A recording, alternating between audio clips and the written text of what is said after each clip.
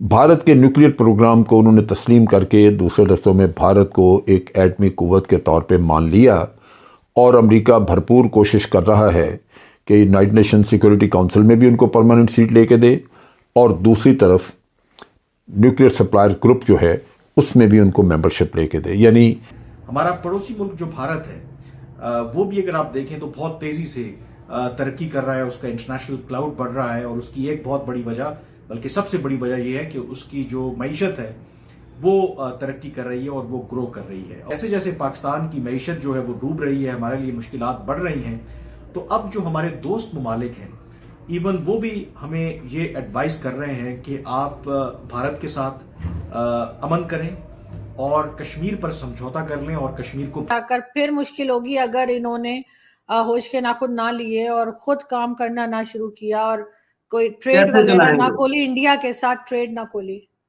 कैसे चलाएंगे?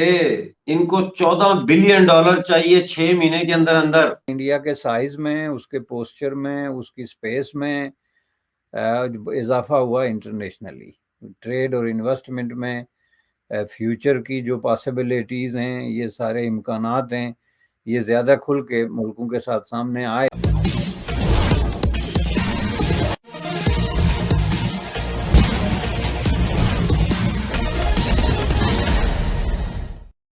अमेरिका ने पहली बार यूनाइटेड नेशन सिक्योरिटी काउंसिल में भारत के वीटो पावर यानी अस्थाई परमानेंट मेंबरशिप के लिए घोषणा किया है। साथ ही अमेरिका ने यह भी कहा है कि वह भारत को न्यूक्लियर सप्लाई ग्रुप एनएसजी का भी सदस्य बनाएगा।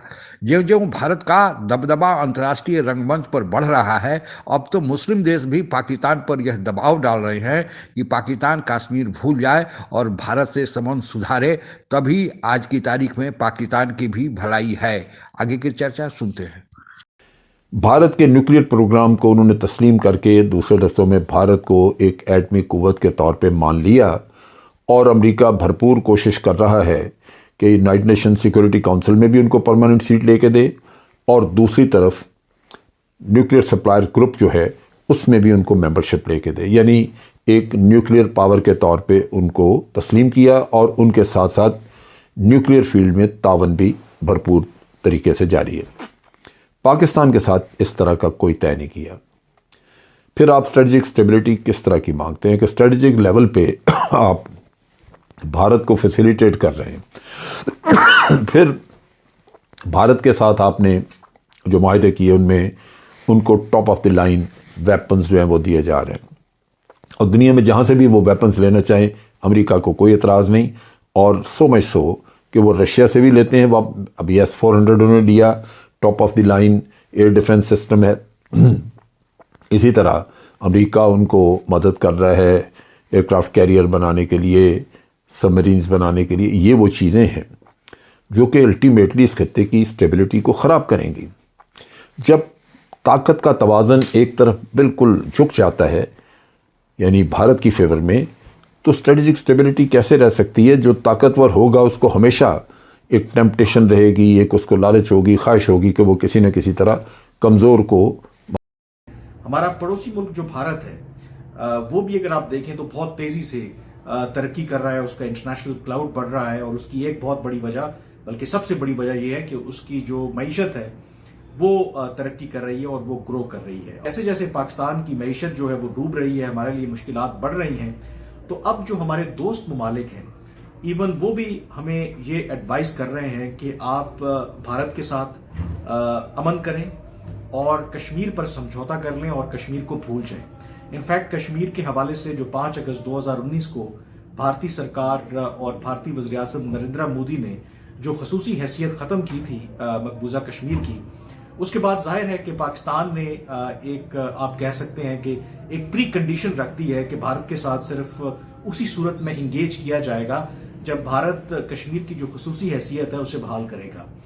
लेकिन जो अब पाकिस्तान के दोस्त ममालिक हैं जिनसे हम ऑफ एंड ऑन मदद लेने जाते हैं, उसमें सऊदी अरब है, उसमें मुत्तहिदा अरब अमारात है।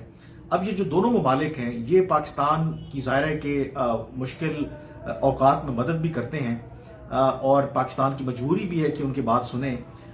तो अब ये जो ममालिक हैं पाकिस्तान को ये एडवाइस कर रहे हैं कि आप जो हैं वो कश्मीर को भूलें और आगे चलें और 5 अगस्त 2019 का जो भी मामला है उस पर ज़्यादा शोर मचाने की ज़रूरत नहीं है। अगर अमेरिका की हम देखें, उनकी खुदगर्जी और उनकी नीयत देखें तो मसलन आज दिन तक वो हमें ये कहते हैं कि जनाब हम अफ़गानिस्तान में जंग लड़ रहे थे और पाकिस्तान ने दोगला रुख रखा हुआ था, पाकिस्तान की पॉलिसी जो है वो वाज़ेह नहीं थी, जिसकी वजह से अमरीकियों को नुकसान हुआ। तालिबान जो है उनको पाकिस्तान ने सहूलत दी और आज दिन तक, और ट्रंप ने बड़ी बुरी ज़बान इस्तेमाल की थी, गंदी ज़बान इस्तेमाल की थी कि जी पैसे इनको दें तो इनसे काम लें। आप सोचिए अमरीकियों ने कभी कभी पाकिस्तान की जो तबाही हुई है, जो नुकसान हुआ, उसका कभी जिक्र किया? हालांकि ये उनकी जंग की वजह से हुआ। होना ये चाहिए था कि अमरीकियों को अमरीकी कंपनसेशन देते। $150 बिलियन का अगर आपका नुकसान हुआ तो उनको पूरा करना चाहिए था। अगर आपके 80,000 लोग मारे गए तो उन लोगों के जो उनके ख़ानदान हैं, जिनके खुद कफील, जिनके कफालत करने वाले लोग मारे गए, उनकी कफालत करते, उनको कंपनसेट करते। लेकिन अमरीकियों ने ये तो नहीं किया। आपका नुकसान आपका, उसका कोई जिक्र नहीं। अपने नुकसान की बात करेंगे और उस पर गिला ये कि पाकिस्तान ने हमारा साथ नहीं दिया। पाकिस्तान लुट गया और क्या करे, बर्बाद हो गया आपके लिए और क्या करे। लेकिन ये ख्वाहिशात। सो अब उनको यहाँ पे अगर बेसिस चाहिए इस खत्ते में, वो आपको चाइना से को दूर करना चाहते हैं, वो आपको ज़बरदस्ती कहेंगे कि भारत से ताल्लुकात अच्छे करें, बातचीत कर लें, ये करें वो करें, देंगे कुछ नहीं। सो इन हालात में जबकि आप बिल्कुल कमज़ोर हैं, माली एतबार से आपका बुरा हाल है, तो वो आपको ऊँट के मुँह में ज़ीरा वो थोड़ा सा पकड़ा।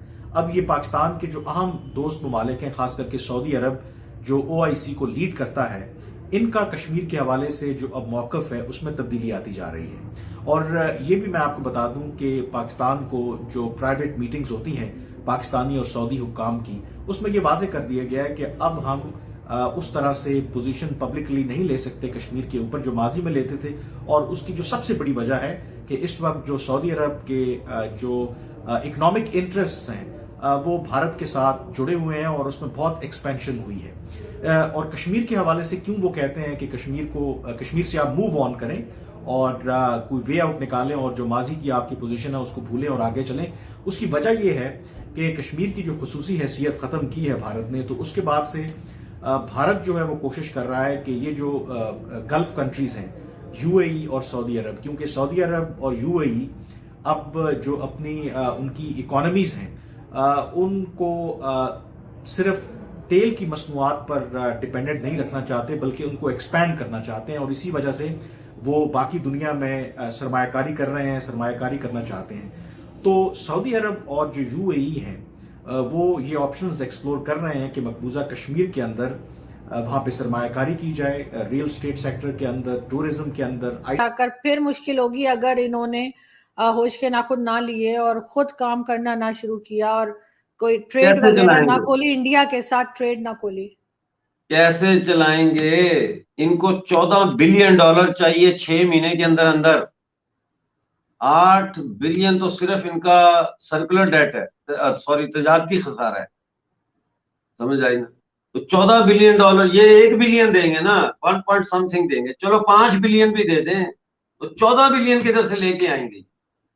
तो ये समझ नहीं रहे ना बात को। वही मैं आता हूँ आपकी उस पहले सवाल की तरफ कि ये नेशनलिस्ट नहीं है, ये करप्ट सियासतदान है, करप्ट जर्नैल हैं, करप्ट जुडिशरी है, जिसके हथे पाकिस्तान चढ़ गया है और वो जो है उसका बुरकस निकाल रही है।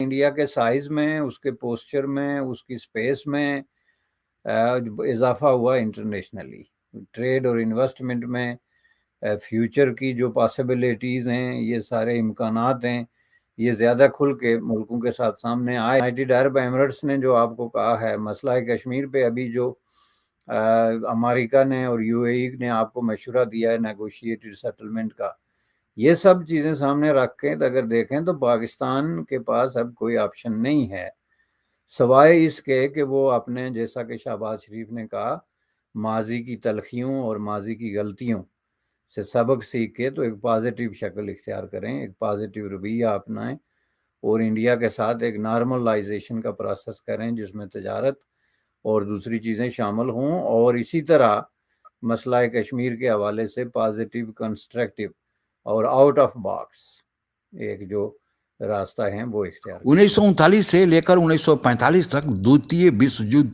चला था और द्वितीय विश्व युद्ध यानी सेकेंड वर्ल्ड वार जब खत्म हुआ तो दुनिया में एक ऐसे संस्था की आवश्यकता महसूस की गई जो बड़े युद्धों को आपस में जो दो देशों के बीच में संबंध खराब होते हैं उनको रोके और दुनिया में जो त्रासदी फैल रही है युद्ध के कारण उससे बचाया जाए। और इसी उद्देश्य को ध्यान में रखते हुए यूएनए यानी यूनाइटेड नेशन की 24 अक्टूबर 1945 का गठन किया गया। जब गठन किया गया था उस समय इसके सदस्य देशों की संख्या 51 थी।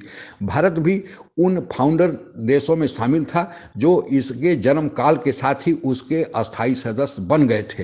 हालांकि भारत को स्वतंत्रता 15 अगस्त 1947 को मिली थी, लेकिन 2 साल पहले ही भारत यूनाइटेड नेशन का अस्थायी सदस्य यानी 51 सदस्यों में, जिसे फाउंडर मेंबर भी कहा जाता है, बन गया था। बाद में धीरे धीरे इसमें सदस्यों की संख्या बढ़ी और 2023 में आज की तारीख में इसमें सदस्य देशों की संख्या 182 है। अब चूंकि 51 से सदस्यों की संख्या 182 हो गई है, इसलिए भारत की यह मांग है कि यूनाइटेड नेशन में सुधार किया जाए और यूनाइटेड नेशन सिक्योरिटी काउंसिल में जो अभी 5 परमानेंट मेंबर हैं जिन्हें वीटो पावर भी है और 10 नॉन परमानेंट मेंबर हैं जिन्हें अस्थायी सदस्य कहा जाता है, जिनका कार्यकाल 2 साल तक होता है, उनमें भी बढ़ोतरी किया जाए और भारत को परमानेंट सीट दिया जाए यानी वीटो पावर सहित सीट भारत को दिया जाए, क्योंकि भारत दुनिया की 5वीं बड़ी आर्थिक व्यवस्था बन गया है और अगले 5 साल में दुनिया की तीसरी बड़ी अर्थव्यवस्था बनने जा रहा है, जैसा कि वर्ल्ड बैंक और IMF ने कहा है।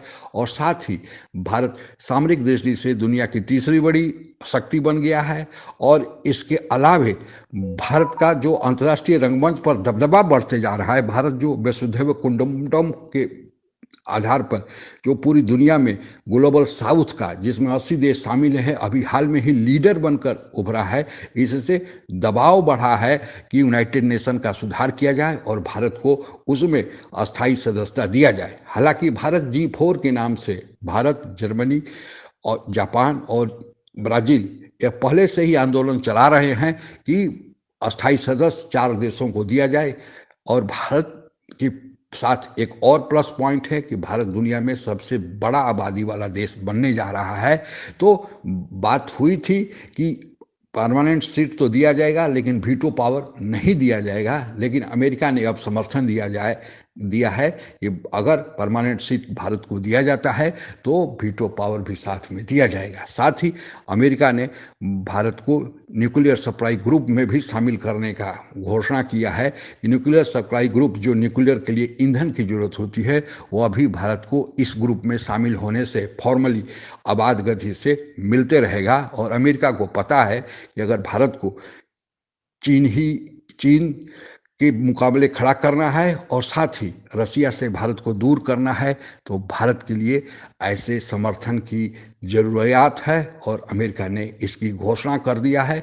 और फ्रांस, रसिया और ब्रिटेन तो पहले से ही भारत के अस्थायी सदस्यता की घोषणा कर चुके हैं। तो भारत के लिए एक बड़ी कूटनीतिक कामयाबी के रूप में इसे देखा जा रहा है। आज के लिए बस इतना ही। जय हिंद। आप अगर हमसे जुड़ा रहना चाहते हैं तो कृपया मेरे चैनल को सब्सक्राइब करें तथा बेल आइकन भी दबा दें ताकि नई वीडियो की जानकारी तुरंत आप तक पहुंच जाए। धन्यवाद। जय हिंद।